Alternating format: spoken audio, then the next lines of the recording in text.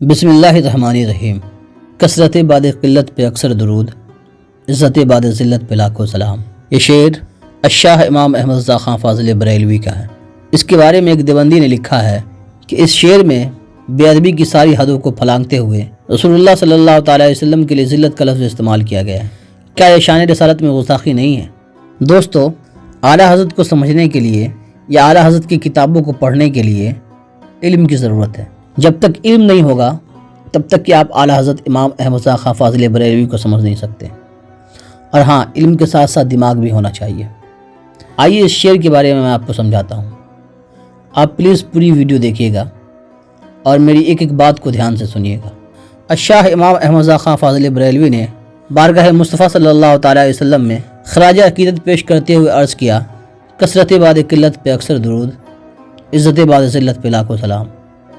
اس شعر میں کثرت و عزت سے مراد رسول اللہ صلی اللہ تعالیٰ علیہ وسلم کی ذات ہے اور قلت سے مراد نور ہدایت ہے، جبکہ ذلت سے مراد کفر و ضلالت ہے۔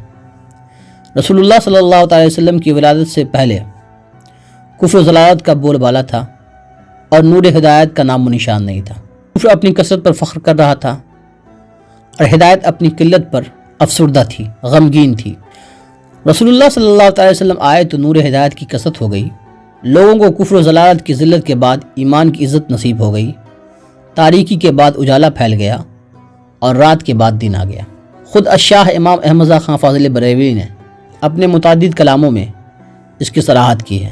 مثلاً، ناریوں کا دور تھا، دل جل رہا تھا نور کا، تم کو دیکھا ہو گیا ٹھنڈا کلیجہ نور کا۔ شعر میں مسبب بول کر سبب مراد لیا گیا ہے۔ کثرت و عزت مسبب ہے، معنی یہ ہے کہ رسول اللہ صلی اللہ تعالیٰ علیہ وسلم ہدایت کی قلت اور زمانہ کفر و ضلالت کے بعد تشریف لائے، تو آپ حق و صداقت کی کثرت کا سبب ہوئے اور کفر و ضلالت کی ذلت مٹا کر حق کی عزت کا سبب ہوئے۔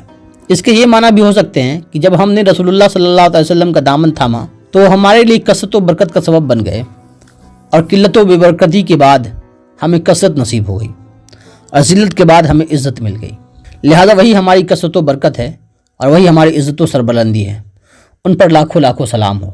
آپ اس کو اس طرح بھی سمجھ سکتے ہیں کہ رسول اللہ صلی اللہ تعالیٰ علیہ وسلم سب کے لیے کثرت و برکت کا سبب ہیں، جو بھی ان کا دامن تھامے اسے قلت و بے برکتی کے بعد کثرت و برکت نصیب ہو جاتی ہے اور ذلت کے بعد عزت مل جاتی ہے۔ وہ سب کے لیے کثرت و برکت ہیں اور سب کے لیے سربلندی و عزت ہیں، ان پر لاکھوں لاکھوں سلام نازل ہو۔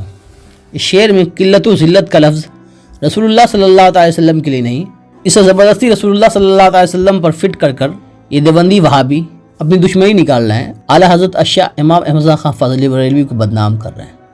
لیکن ان کے اندر نہیں بلکہ ان کے پرکھوں کے اندر بھی اعلیٰ حضرت کی کتابوں کو سمجھنے کی صلاحیت نہیں ہے۔ اعلیٰ حضرت اس بلندی کا نام ہے کہ جب ان کو دیکھا جاتا ہے تو اچھوں کی ٹوپیاں گر جاتی ہیں۔ امام کا مقام بہت اونچا ہے۔ اعلیٰ حضرت نے ذلت کا لفظ نبی صلی اللہ علیہ وسلم کے لیے استعمال نہیں کیا ہے۔ امام نے ذلیل کا لفظ استعمال نہیں کیا، لیکن ان کے مولوی اسماعیل دہلوی نے ضرور استعمال کیا ہے اور کہا ہے کہ ہر مخلوق بڑا ہو یا چھوٹا، وہ اللہ کی شان کے آگے چمار سے بھی زیادہ ذلیل ہے۔ میں امید کرتا ہوں کہ آپ کو پوری ویڈیو سمجھ میں آ گئی ہوگی۔ اگر نہیں سمجھ میں آئی پھر کامنٹ کریں، کامنٹ باکس کھلا ہوا ہے۔ آج کی ویڈیو میں بس اتنا ہی، تب تک کے لیے خدا حافظ۔